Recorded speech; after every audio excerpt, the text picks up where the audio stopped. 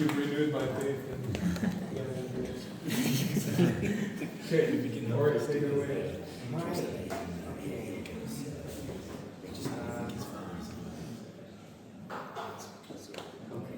CubeSat applications for anti-missile defense systems. Please. Okay. CubeSat applications for anti-missile defense systems.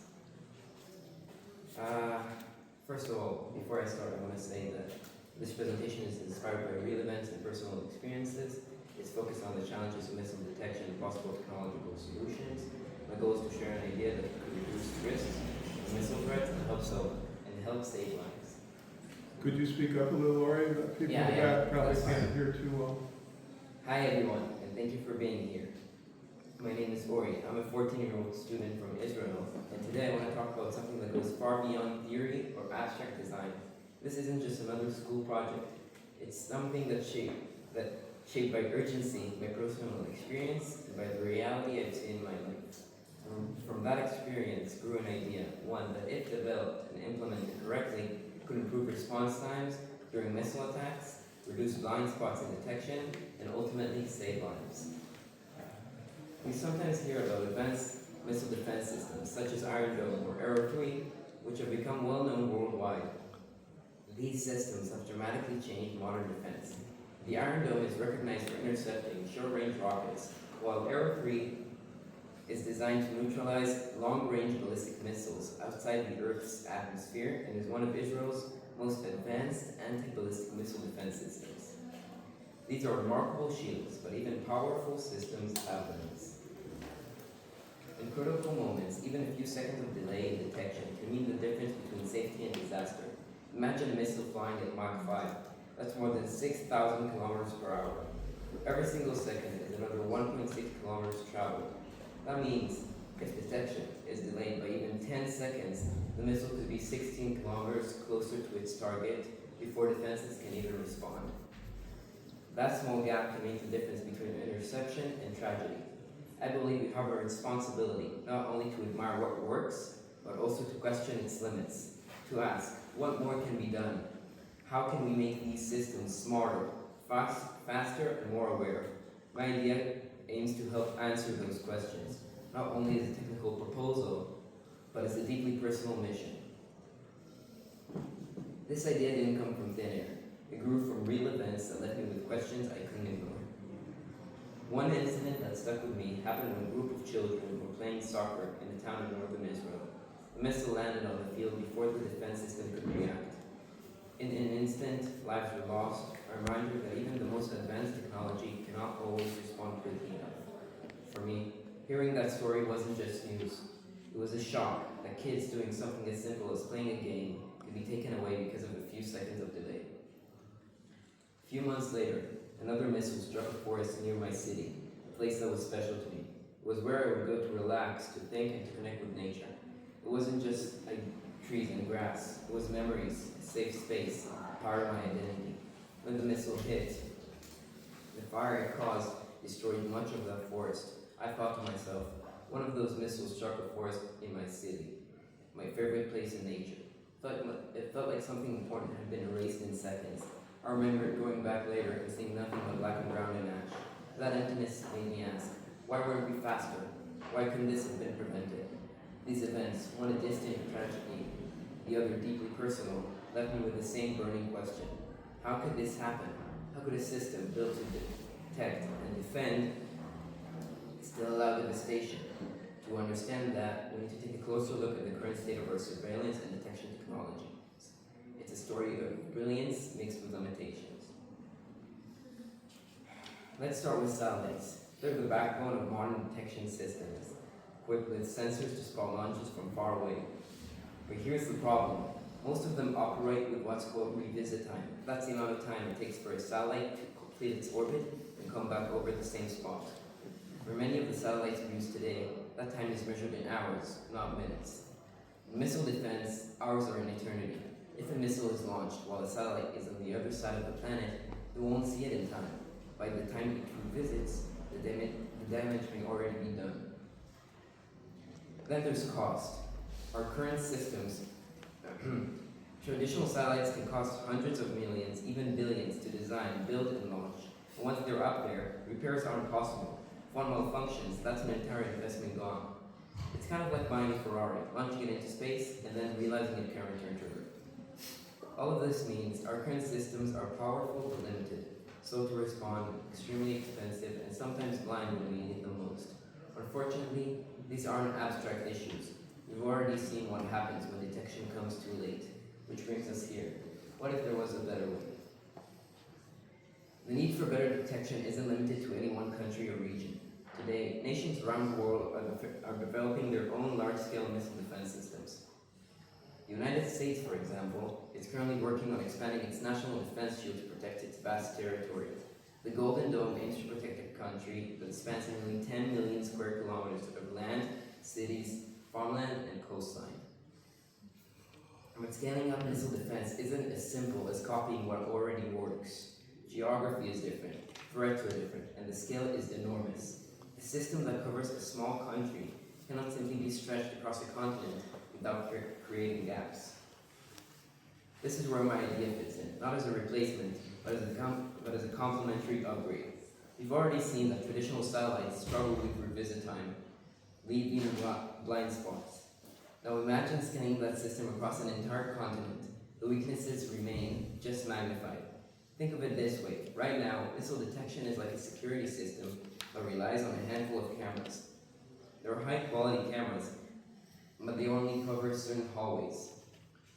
If someone enters through an uncovered corner, the system doesn't know until it's too late. Scaling that system up to a stadium or a city doesn't fix the problem. It makes the blind spots even bigger. My idea is designed to close those gaps. By using smaller, faster, and more cost-efficient satellites, we can enhance detection layers and reduce response times. If the goal is to build defense systems that are dependable and truly global, then we need to think in terms of networks, not just single points of power. And networks are exactly where CubeSats shine. Let's delve into the fascinating world of orbital mechanics, focusing on the 6 orbital elements that help us understand the motion of a celestial object. These are fundamental parameters that define the shape and orientation of an orbit. Let's dive into the first of the 6 orbital elements, the length of the semi-major axis, represented by A. This element helps us understand how wide an orbit is, as all orbits are essentially ellipses. Think of it this way. If we know how wide the orbit is, we can determine how far the satellite travels from one side of the ellipse to the other. This is crucial because it sets the stage for understanding the satellite's path and potential coverage area. Eccentricity is a fascinating aspect of orbits because it tells us how much an orbit deviates from being a perfect circle. We define eccentricity using the formula E equals C over A, where C is the focal distance from the center to the focus, and A is the length of the semi-major axis. Think of it as the ratio that helps us understand the orbit's shape. Now let's break it down with some simple categories. An eccentricity of 0 means we have a perfect circle. When E is between 0 and 1, we're looking at an ellipse, which is the most common shape for orbits. When E equals 1, the shape is a parabola, and if it's greater than 1, we're dealing with a hyperbola. Understanding eccentricity helps us predict and analyze the motion of celestial bodies, which is crucial for planning satellite trajectories and space missions. Inclination is a crucial aspect of understanding satellite orbits.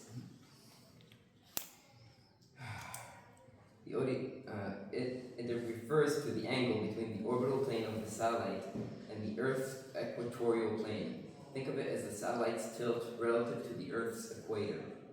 Now let's talk about the node. There are 2 key points where the satellite's orbit intersects the equatorial plane. The first is the ascending node, where the satellite moves from the southern to the northern hemisphere. The second is the descending node, where it travels back from north to south. These nodes are essential for determining the satellite's path and behavior as it orbits the Earth. Understanding them helps us predict how the satellite will interact with various global positions.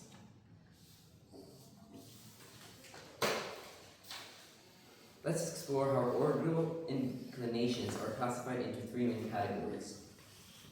Firstly, we have the prograde orbit, where the inclination is between 0 and 90 degrees. In this type of orbit, the satellite moves eastward in the ascending node. This is the most common type of orbit and is generally more energy efficient. Next, we consider the polar orbit, which has an inclination of exactly 90 degrees. Here, the satellite travels due north at the ascending node. Polar orbits allow satellites to pass over the entire surface of the Earth, which is particularly useful for mapping and reconnaissance. Lastly, the retrograde orbit has an inclination between 90 and 180 degrees. Like the prograde orbit, it moves eastward at the ascending node, but it does so against the rotation of the Earth. Retrograde orbits require more energy to maintain, but can be advantageous for specific observational tasks. These classifications help us understand and choose the appropriate orbit for different satellite missions, balancing energy requirements and mission objectives. Now let's delve into the right ascension of the ascending node, often abbreviated as omega. This is an important concept in orbital mechanics. On Earth, we usually describe a location using latitude, longitude, and altitude. In space, however, things are a bit different. While Earth rotates, an orbit remains fixed relative to the stars. This requires the use of a non-rotating, three-dimensional reference frame to accurately describe the orbit's orientation. The standard reference system we use is the Geocentric Equatorial Coordinate System, or GECS for short. It's essential for ensuring our reference points remain consistent as Earth spins on its axis.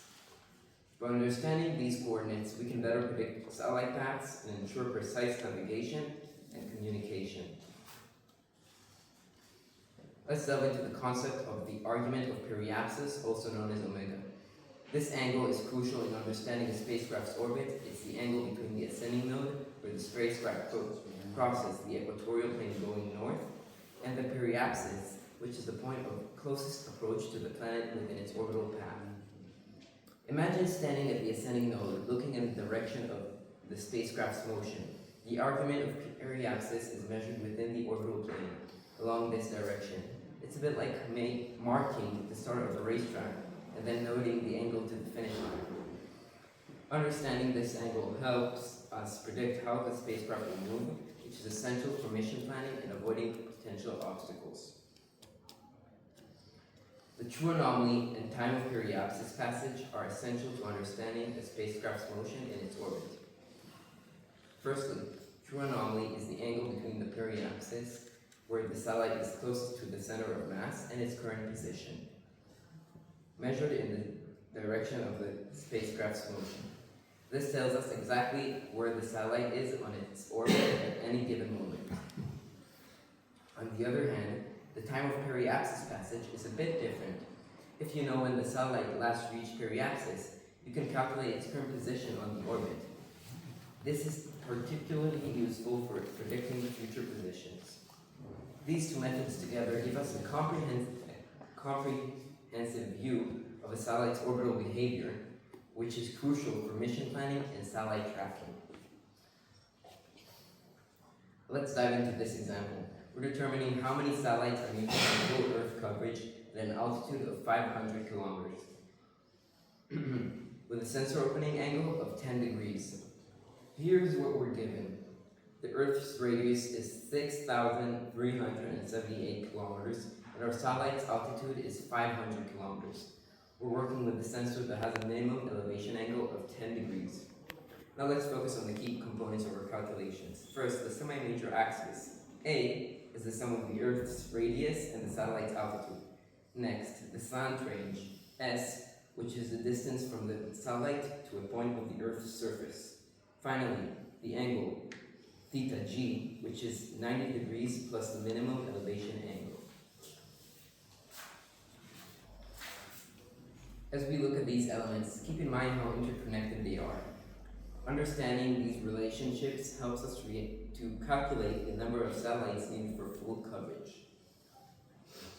As we wrap up this section, let's focus on the key takeaway. To achieve full Earth coverage at an altitude of 500 kilometers with a minimum elevation angle of 10 degrees, about 82 satellites are required. This number may seem large, but it's crucial for ensuring comprehensive coverage. It highlights the scale and complexity of satellite deployment for global observation. So, to wrap up the calculation, we found that approximately 82 satellites are needed to fully cover the Earth at an altitude of 500 kilometers with a minimum elevation angle of 10 degrees. This conclusion was developed by Dr. L.M., an expert in algorithm and development and orbit design at Israel Aerospace Industries. Their expertise has been crucial in determining these requirements. In terms of specific distances, we have a slant range of 1,564 kilometers, and the entire coverage extends to 3,127 kilometers. These figures give us a sense of the vast area each satellite can cover. So how do we actually solve these problems? CubeSats are small, standardized satellites that can cost as little as $50,000 to $1 million, depending on configuration. Compare that to the billions required for a single large satellite, and the advantage is clear. The idea is simple. Instead of relying on a few massive, high-cost satellites with long revisit times, we deploy a swarm of 1,000 CubeSats into low Earth orbit. Could be launched for a fraction of the cost of one large satellite, while providing near constant coverage of every region on Earth. Their small size works in our favor. Traditional satellites are huge, expensive, and obvious targets. CubeSats, by contrast, are small and numerous. Losing one doesn't cripple the system. If debris or malfunction takes out one, hundreds more are still operating. Here's how it will work. When a missile launch is detected, the closest CubeSat sends an alert to its neighboring CubeSats that transforms detection from minutes or hours into real-time awareness. That information is passed across the network almost instantly, reaching command centers within seconds. Another strength is adaptability. CubeSats can be upgraded and relaunched in months instead of years. Imagine a world where defense satellites are updated as often as smartphones, constantly improving with better sensors, faster processors, and smarter software. That's the kind of agility traditional satellites can't offer. In the future, CubeSats could even use artificial intelligence to analyze launch patterns, predict trajectories, and coordinate responses automatically. Instead of just spotting a missile, the network could instantly calculate where it's heading and how best to intercept it. In short, the CubeSat network creates a detection web that's fast, resilient, and affordable. It doesn't replace existing systems, it strengthens them, giving them the ability to see more, respond faster, cover the blind spots that currently exist. With 1,000 CubeSats watching the skies, we no longer depend on a handful of billion-dollar machines. Instead, we gain constant, reliable eyes everywhere, and with them, the power to act in time.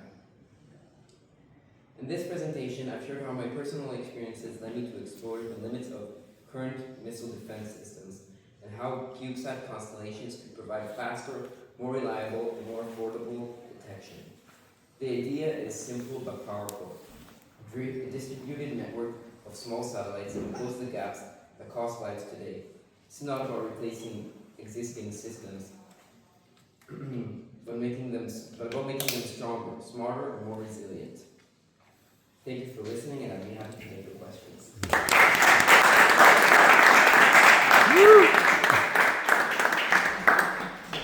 Thank you. Questions or comments? How are you proposing to do that? Is there a ground station and someone is always there to receive this data? Yeah, it could be like that. It could also have it could also be built by an algorithm that makes it so when one satellite launches spots a launch, then the network passes the information through the network to a different satellite, and then it would be faster. So yeah, just because we hope that having a missile is not something that's very common. So just to add to your project, you could consider a secondary mission for example, installing a sensor to get some data, because if you don't do that, if you don't have a missile coming, then your satellite is just orbiting without a goal. So you could consider a secondary mission to, in the case of the lack of a missile, which is what we're hoping for, you still have some tests that you were solving. Alright. We are a little short on time. We have one quick question. Okay, how will you determine whether the satellite is yours or enemy? What? How will you determine whether the satellite is, missile is from the enemy or it's from your own? From the location it comes from, if you can see it's like coming from like enemy territory, you can like, Yeah, but how do you determine that? like, Means it is already fired, okay. It Okay. is going to some direction, okay. So now the missile could be going in any of the directions, okay. Even if it's going outward, it could be going towards the edge of the country. If it's coming from outside, then it could be going to the center of the country. So is there any definitive way that you can say, yes, this is friendly and this is enemy? I think that's beyond the scope of this talk. yes. But, Yes, the moment it launches, you Yeah. can see it with like infrared sensors, for example, and you can, it's still in enemy territory, so you can see it's coming from over there. The sooner you detect it and know the source of I origin, the believe better. if it is fired, then Do you it. will already know that it is fired from the start. Ori, thank you very much. Thank you. Is Danielle here? We may have more time.